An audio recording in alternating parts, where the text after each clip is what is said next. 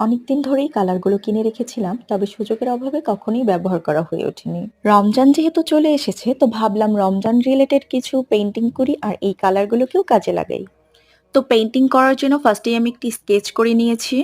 তো কালার করার পর যখন স্কেচটি রিমুভ করতে গেলাম, দেখলাম কালারগুলো ছড়িয়ে যাচ্ছে। সেজন্য আমি স্কেচগুলোকে একটু হালকা করে নিয়েছি। দেন আমি আমার মনের মতো করে কালারগুলো করছিলাম। যে কালারগুলো আমার কাছে ভালো লাগছিল, আমি সেই কালারগুলোই এপ্লাই করছিলাম। যেহেতু আমি পেইন্টিংটা খুব কালারফুল করতে চেয়েছি, তাই এমন ধরনের কালারগুলোকে আমি ইউজ করেছি যে কালারগুলো অনেক বেশি ফোকাস থাকে। এরপর আমি একে একে সবগুলো কালার এপ্লাই করেছি। দেন আমি পেইন্টিংটিকে আরেকটু সুন্দর করে ফুটিয়ে তোলার জন্য পুরো পেইন্টিংটিতে আউটলাইন করে নিয়েছি।